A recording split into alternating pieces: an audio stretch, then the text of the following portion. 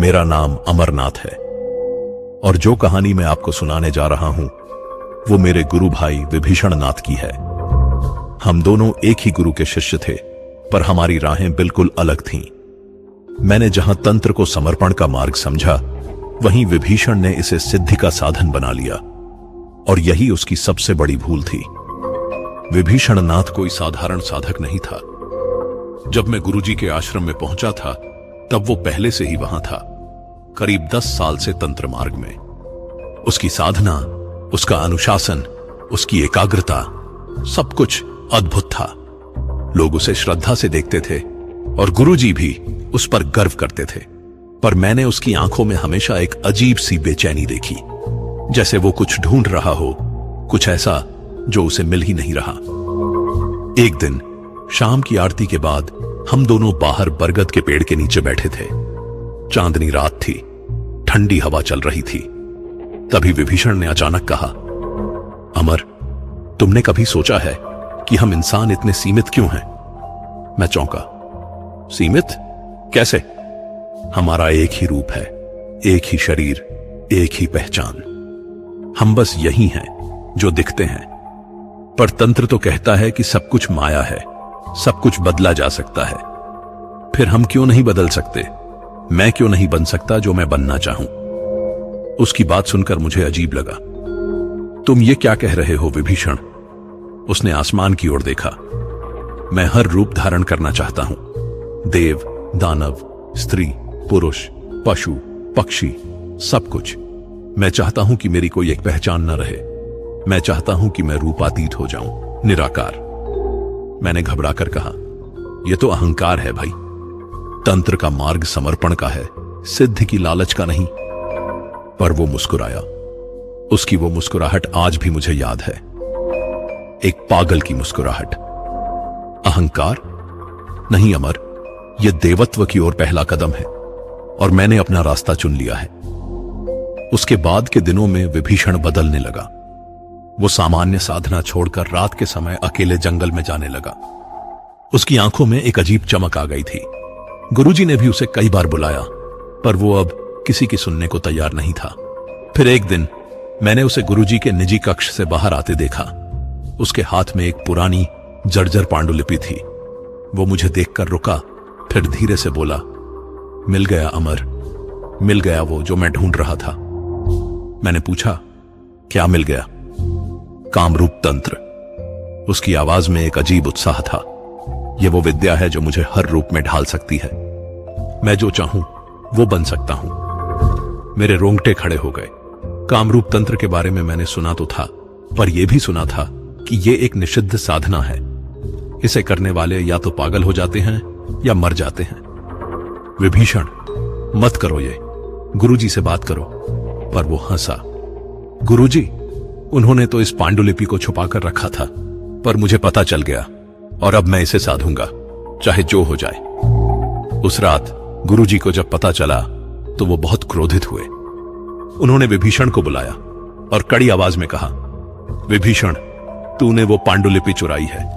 ये तेरे लिए मौत का सामान है, लौटा दे उसे। पर विभीषण ने सिर हिलाया। नहीं गुरुदेव, मैं वर्षों से इस मार्ग पर हूं। मैं जानता हूं कि मैं क्या कर रहा हूं, और मुझे विश्वास है मैं सफल होऊंगा। गुरुजी ने गहरी सांस ली। उनकी आंखों में दुख था। बेटा, कामरूप तंत्र कोई सामान्य साधना नहीं है। इसमें लिखा है कि साधक को हर रूप में, हर छवि में, हर इच्छा में खुद को खोना होता है। धीरे धीरे वो अपनी असली पहचान भूलने लगता है, और जब वो पूरी तरह भटक जाता है, तब रूपिणी प्रकट होती है, एक ऐसी शक्ति जो साधक को निगल जाती है। तू ये मत छेड़, वह साधक को साध लेता है। विभीषण ने ठंडी आवाज में कहा, मैं डरता नहीं गुरुदेव, मैं अपनी पहचान से ऊपर उठूंगा, मैं देवत्व को छूऊंगा। गुरुजी ने उसे आशीर्वाद दिया, पर उनकी आंखों में आंसू थे। जा बेटा, पर याद रखना, जिस देवत्व को तू खोज रहा है वो तेरी मृत्यु बन सकता है। उस रात के बाद विभीषण ने आश्रम छोड़ दिया। वो जंगल के सबसे गहरे हिस्से में एक पुरानी गुफा में चला गया। मैंने उसे रोकने की कोशिश की, पर वो नहीं रुका। उसने मुझसे सिर्फ इतना कहा, अमर, अगर मैं सफल हुआ तो मैं तुम्हें दिखाऊंगा कि असली तंत्र क्या है, और अगर मैं नाकाम हुआ तो मेरी कहानी दूसरों के लिए सबक बनेगी। गुफा के बाहर खड़े होकर मैंने उसे अंदर जाते देखा। उसने पीछे मुड़कर देखा भी नहीं, बस अंधेरे में खो गया। और मुझे नहीं पता था कि यह आखिरी बार था जब मैंने उसे इंसान के रूप में देखा था। उसके जाने के बाद मैं बेचैन रहने लगा। हर रात मुझे उसकी याद आती। गुरुजी भी चिंतित थे, पर वो कुछ नहीं कर सकते थे। तंत्र का नियम है, जो अपनी मर्जी से रास्ता चुनता है उसे उसी रास्ते पर चलना होता है, भले ही वो रास्ता मौत की ओर जाता हो। कुछ दिन बीते, फिर एक रात मुझे अजीब अजीब आवाजें सुनाई दी, जैसे कोई चीख रहा हो, पर धीमे धीमे। मैं उठा और गुफा की ओर भागा। दूर से ही मुझे एक लाल रोशनी दिखाई दी, जैसे वहां आग जल रही हो। पर नजदीक जाकर मुझे समझ आया, वो आग नहीं थी, वो कोई अलौकिक प्रकाश था। गुफा के बाहर खड़े होकर मैंने अंदर झांका, और जो मैंने देखा वो मैं कभी नहीं भूल सकता। विभीषण बैठा था, उसके चारों ओर एक यंत्र बना था और उसके सामने धुआं उठ रहा था। पर सबसे अजीब बात यह थी, उसका चेहरा बदल रहा था। कभी वो किसी बच्चे जैसा दिखता, कभी किसी वृद्ध जैसा, कभी किसी स्त्री जैसा। और उसकी आंखें बिल्कुल खाली थीं, जैसे उसमें कोई आत्मा ही ना हो। मैं डर गया और वापस भाग आया। मैंने गुरुजी को सब बताया। उन्होंने सिर्फ इतना कहा, अब बहुत देर हो चुकी है अमर, अब बस प्रार्थना कर सकते हैं कि उसकी आत्मा को शांति मिले। और मैं समझ गया, विभीषण अब वापस नहीं आने वाला। 2 सप्ताह बीत गए थे विभीषण के गुफा में जाने के बाद। आश्रम में सब कुछ सामान्य चल रहा था, पर मेरा मन बेचैन रहता था। मैं हर रात उस गुफा की ओर देखता, उस लाल रोशनी को देखता और सोचता, क्या हो रहा होगा उसके साथ। गुरुजी ने मुझे कई बार समझाया, अमर, तू उसकी चिंता मत कर, वो अपने कर्मों का फल भोग रहा है, तू अपनी साधना पर ध्यान दे। पर मैं कैसे भूल सकता था, विभीषण मेरा गुरु भाई था। हम साथ खाते थे, साथ सोते थे, साथ मंत्र जपते थे। और अब वो किसी अंधेरी गुफा में किसी खतरनाक साधना में डूबा हुआ था। एक दिन दोपहर के समय गांव से एक आदमी आया। वो बहुत घबराया हुआ था। उसने गुरुजी से कहा, महाराज, जंगल में कुछ अजीब हो रहा है। रात को अजीब अजीब आवाजें आती हैं, कभी किसी स्त्री की हंसी, कभी किसी बच्चे का रोना, कभी किसी पशु की दहाड़, और लोग कह रहे हैं कि किसी ने एक साये को देखा है। कभी वो आदमी है, कभी औरत, कभी कुछ और। लोग डर गए हैं। गुरुजी ने मुझे देखा। मैं समझ गया, ये सब विभीषण की साधना का असर था। उस रात मैंने फिर से गुफा के पास जाने का फैसला किया। मुझे पता था कि गुरुजी मुझे मना करेंगे, इसलिए मैं चुपचाप निकल गया।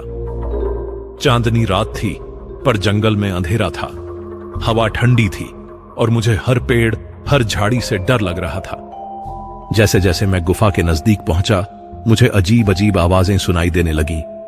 कभी कोई गा रहा था, कभी कोई रो रहा था, और फिर मुझे एक स्त्री की हंसी सुनाई दी, एक बहुत ही मीठी पर डरावनी हंसी। मैं रुक गया, दिल जोर जोर से धड़कने लगा। मैंने हिम्मत जुटाई और थोड़ा और आगे बढ़ा। गुफा के बाहर अब वो लाल रोशनी नहीं थी, बल्कि एक हल्का नीला प्रकाश था, जो धीरे धीरे झिलमिला रहा था। मैंने अंदर झांका, और जो मैंने देखा उससे मेरी सांस रुक गई। विभीषण बैठा था, पर वो अब वो विभीषण नहीं था जिसे मैं जानता था। उसकी त्वचा बहुत पतली हो गई थी, जैसे उसमें खून ही ना हो।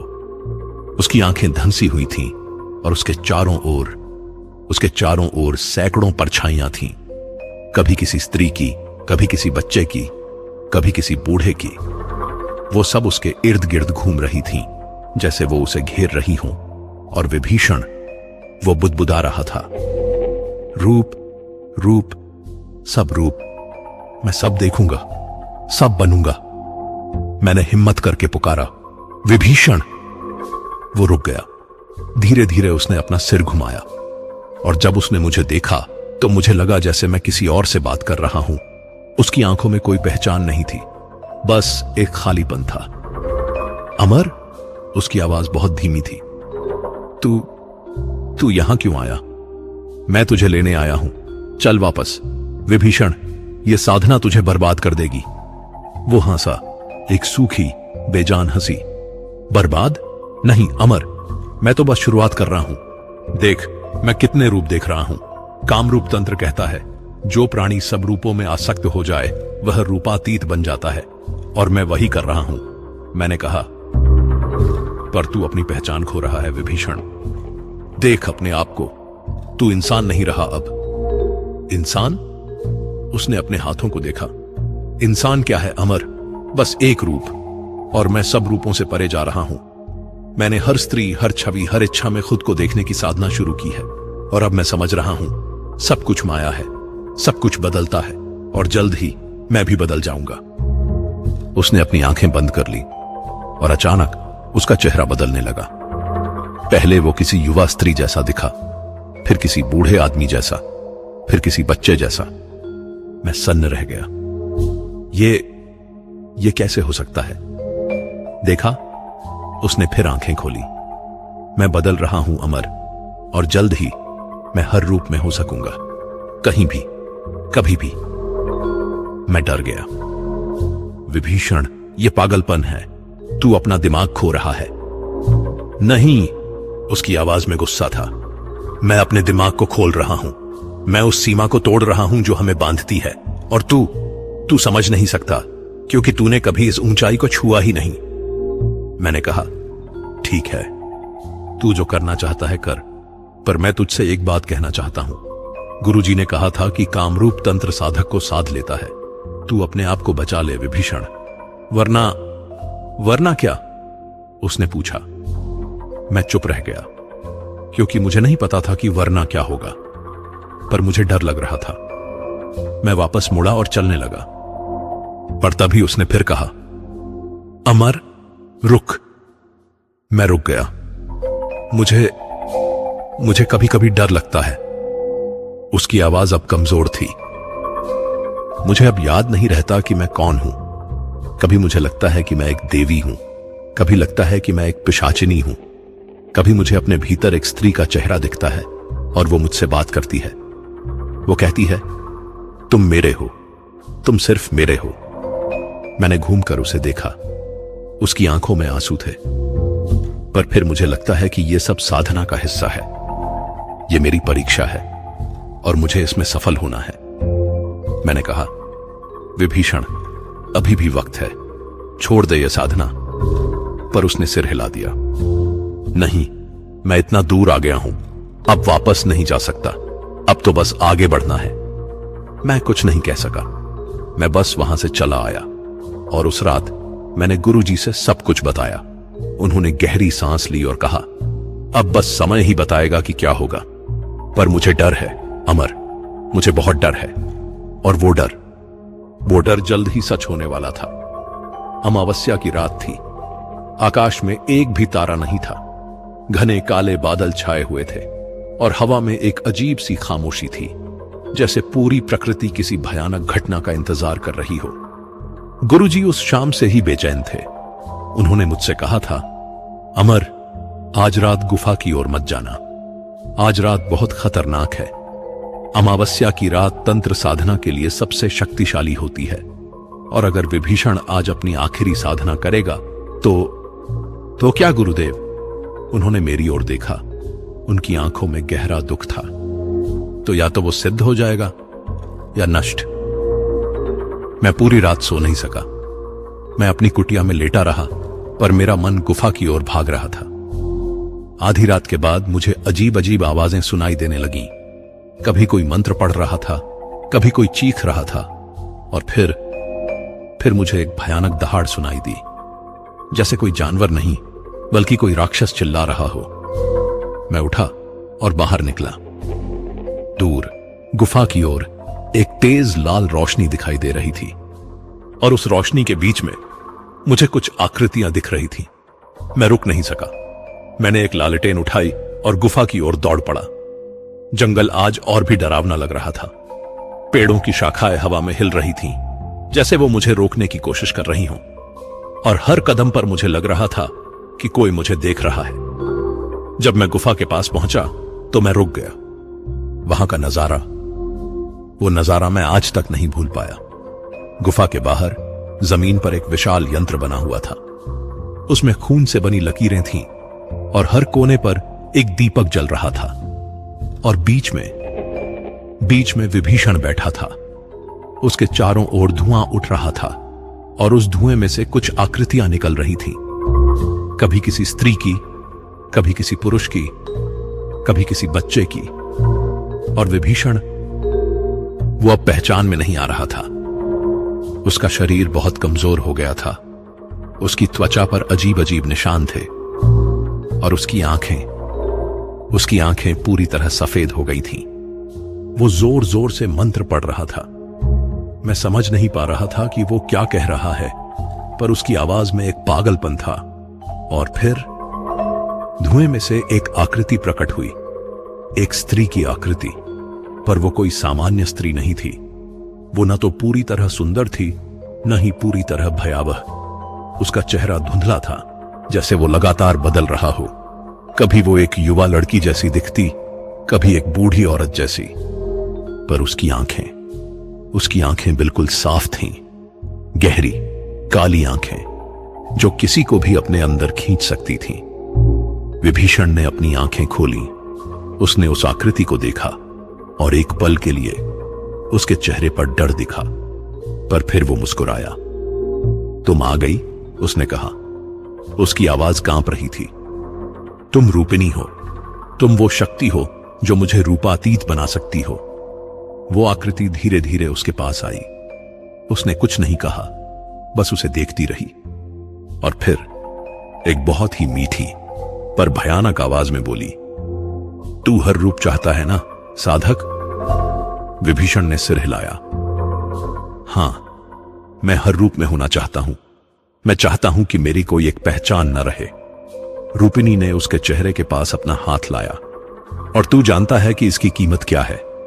विभीषण की सांस तेज हो गई। कीमत? मैं सब कुछ देने को तैयार हूं। सब कुछ? रूपिणी ने उसके गाल को छुआ। तेरी पहचान, तेरी यादें, तेरा अस्तित्व, सब कुछ? विभीषण एक पल के लिए रुका।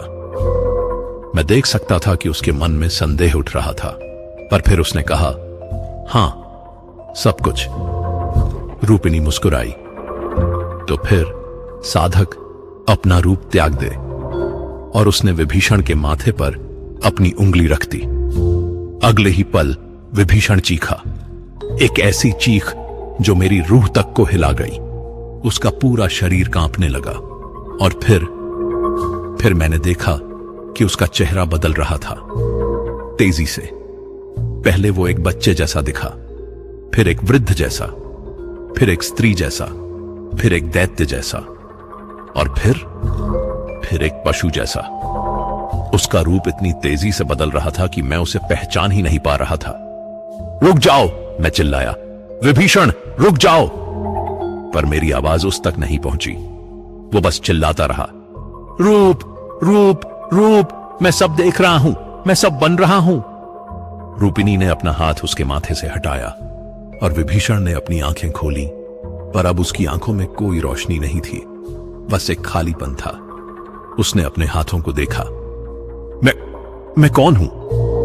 उसकी आवाज बिल्कुल बदल गई थी। अब वो किसी बच्चे जैसी आवाज थी। तू कोई नहीं है, रूपिणी ने कहा। तू सब कुछ है और कुछ भी नहीं।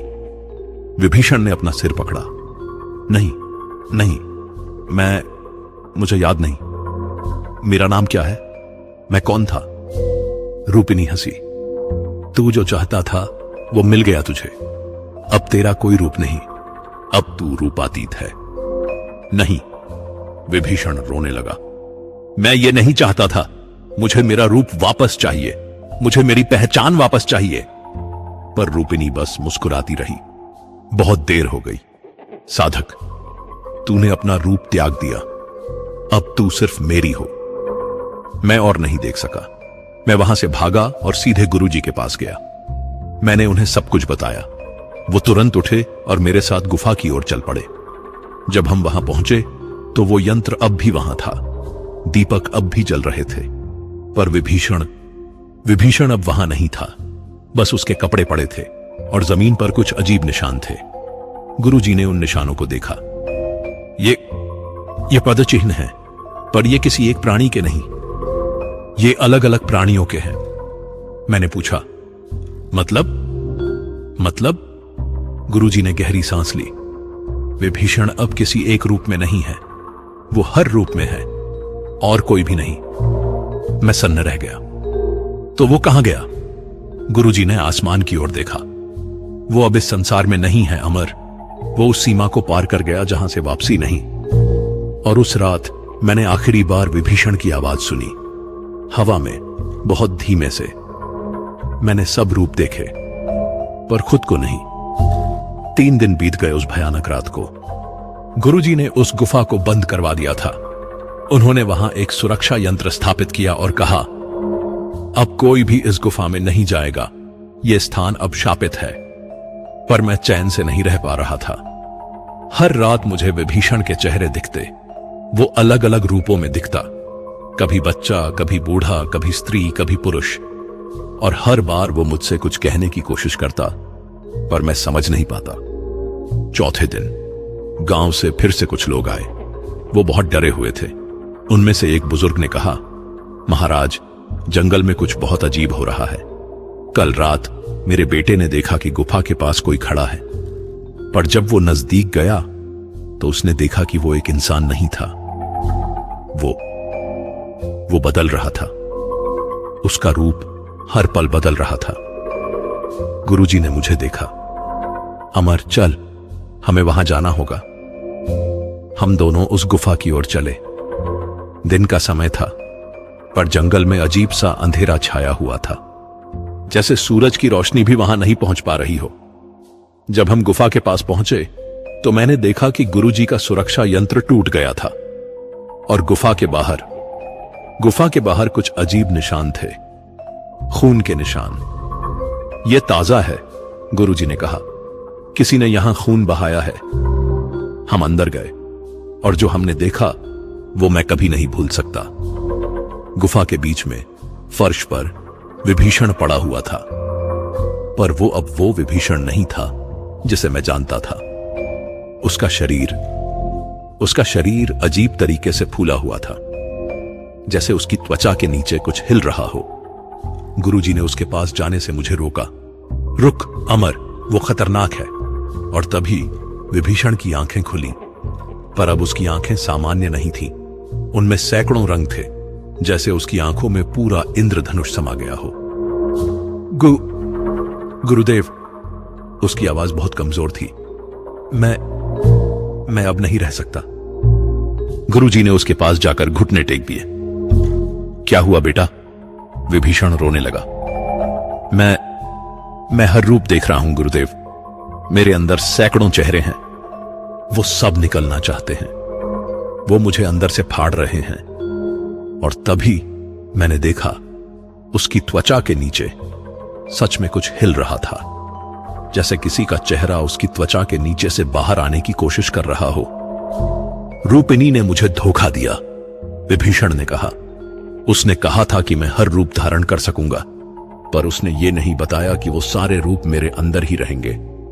और अब वो सब बाहर आना चाहते हैं। गुरुजी ने उसका हाथ पकड़ा। शांत हो जा बेटा, मैं तुझे बचा लूंगा। पर विभीषण ने सिर हिलाया। नहीं गुरुदेव, अब बहुत देर हो गई। मैं अब खत्म हो रहा हूं। और तभी उसकी त्वचा फटने लगी, पहले उसके हाथ पर, फिर उसके चेहरे पर, और उन फटी हुई उन जगहों से अलग अलग चेहरे दिखने लगे। किसी बच्चे का, किसी बूढ़े का, किसी स्त्री का। विभीषण चीखा, रूप रूप रूप, बहुत हो गए, मुझे और नहीं चाहिए। गुरुजी ने उसे रोकने की कोशिश की, पर वो कुछ नहीं कर सके। विभीषण का शरीर हिलने लगा और उसकी त्वचा और भी फटने लगी। मैं डर के मारे पीछे हट गया। मैं कुछ नहीं कर सकता था, बस देख सकता था। और फिर फिर एक बहुत तेज रोशनी हुई। मैंने अपनी आंखें बंद कर ली और जब मैंने उन्हें खोला तो विभीषण अब वहां नहीं था, बस राख थी और हवा में कुछ चेहरों की परछाइयां उड़ती रहीं। वो सब अलग अलग दिख रहे थे। कोई हंस रहा था, कोई रो रहा था, कोई चीख रहा था। गुरुजी ने उस राख को देखा। उनकी आंखों में आंसू थे। जो रूप से परे जाना चाहता है वह रूप में ही नष्ट हो जाता है। मैंने पूछा, गुरुदेव ये कैसे हुआ? कामरूप तंत्र, गुरुजी ने कहा। इसमें लिखा है कि जब साधक हर रूप में खुद को देखने की कोशिश करता है तो वो सारे रूप उसके भीतर इकट्ठे होने लगते हैं, और जब वो सारे रूप एक साथ बाहर आने की कोशिश करते हैं तो साधक का शरीर उन्हें संभाल नहीं पाता और फिर विस्फोट हो जाता है। मैं सन्न रह गया।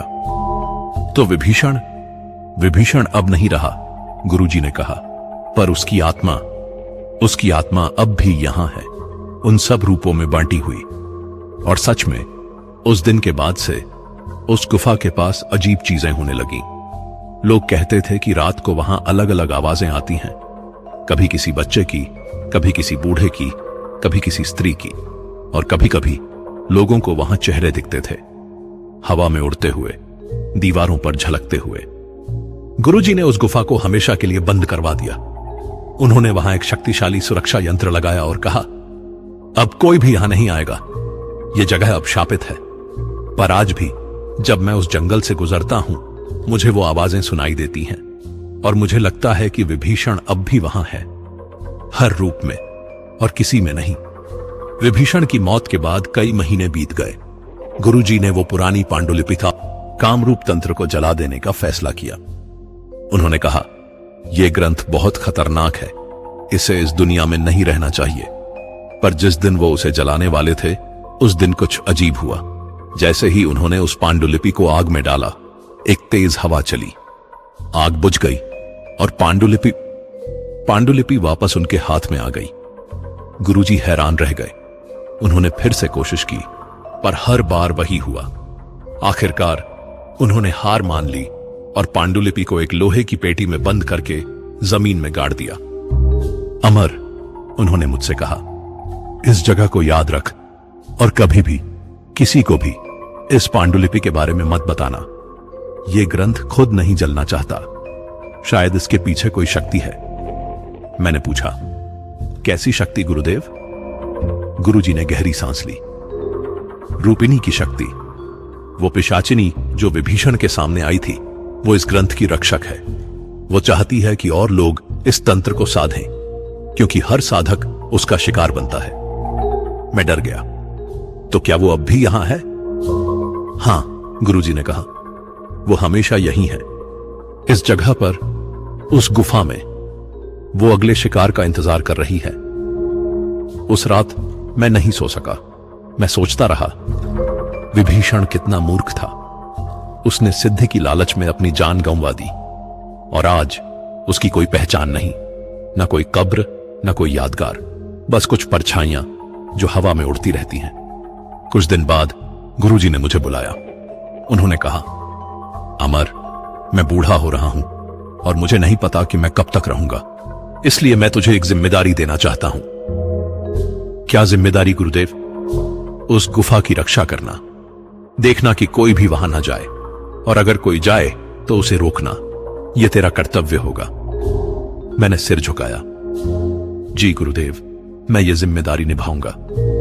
और आज इतने साल बाद मैं अब भी उस जिम्मेदारी को निभा रहा हूं। मैं अब गुरु बन गया हूं और मेरे भी कई शिष्य हैं, पर मैं उनमें से किसी को भी कामरूप तंत्र के बारे में नहीं बताता, क्योंकि मैं नहीं चाहता कि कोई और विभीषण की तरह बने। कभी कभी रात को जब मैं ध्यान करता हूं तो मुझे विभीषण की आवाज सुनाई देती है। वो कहता है, अमर, मैंने सब रूप देखे पर खुद को नहीं। मैं सब बनना चाहता था, पर अंत में कुछ भी नहीं बना। मैंने अपनी पहचान खो दी, अपना नाम खो दिया, अपना अस्तित्व खो दिया, और अब मैं सिर्फ राख हूं। और हर बार मेरी आंखों में आंसू आ जाते हैं, क्योंकि विभीषण मेरा गुरु भाई था। हम साथ बड़े हुए थे, पर उसने गलत रास्ता चुना और आज वो कहीं नहीं है। कुछ महीने पहले एक युवक आश्रम में आया। वो तंत्र सीखना चाहता था। मैंने उसे स्वीकार कर लिया, पर कुछ दिन बाद मैंने देखा कि वो रात को जंगल की ओर जाता है। मैंने उसका पीछा किया और मैंने देखा कि वो उसी गुफा के पास खड़ा था। मैं तुरंत वहां पहुंचा। रुक, मैं चिल्लाया, वहां मत जा। वो युवक रुक गया। क्यों गुरुजी, वहां क्या है? मैंने उसे पूरी कहानी सुनाई। विभीषण की कहानी, कामरूप तंत्र की कहानी, रूपिणी की कहानी, सब कुछ। वो युवक सुनता रहा और जब मैं खत्म हुआ तो उसने कहा, गुरुजी, मैं समझ गया, मैं वहां नहीं जाऊंगा। मैंने राहत की सांस ली। अच्छा किया। तंत्र का मार्ग समर्पण का है, सिद्धि की लालच का नहीं, ये याद रखना। पर आज भी जब मैं उस गुफा के पास से गुजरता हूं, मुझे अजीब लगता है, जैसे कोई मुझे बुला रहा हो और मुझे वो आवाज सुनाई देती है, अमर, अमर, आजा, देख मैंने कितने रूप देखे, तू भी देख। पर मैं नहीं जाता, क्योंकि मैं जानता हूं वो आवाज विभीषण की नहीं है, वो रूपिणी की आवाज है। वो अगले शिकार को बुला रही है। कहते हैं आज भी उस स्थान पर रात के तीसरे पहर हवा में सैकड़ों चेहरे उभरते हैं, कभी हंसते, कभी रोते और कभी एक ही वाक्य दोहराते हुए, मैंने सब रूप देखे पर खुद को नहीं। और जब मैं ये आवाज सुनता हूं तो मुझे विभीषण की याद आती है, वो साधक जो देवत्व को छूना चाहता था पर अंत में खुद को ही खो बैठा। तंत्र एक शक्तिशाली विद्या है, पर अगर इसका गलत इस्तेमाल किया जाए तो यह मौत का सामान बन जाता है। विभीषण इसका सबूत है। और मैं अब बस इस जिम्मेदारी को निभा रहा हूं कि कोई और विभीषण न बने, कोई और इस निषिद्ध साधना का शिकार न बने, क्योंकि अंत में हर इंसान का एक रूप होता है, एक पहचान होती है, और अगर हम उसे खोने की कोशिश करते हैं तो हम खुद को ही खो देते हैं। विभीषण आज भी उस गुफा में है, हर रूप में, और किसी में नहीं, और वो हमेशा वहीं रहेगा जब तक ये दुनिया है। तो अगर कभी आप उस जंगल से गुजरें और आपको कोई आवाज बुलाती सुनाई दे तो रुकना मत, पीछे मुड़कर देखना मत, बस चलते रहना।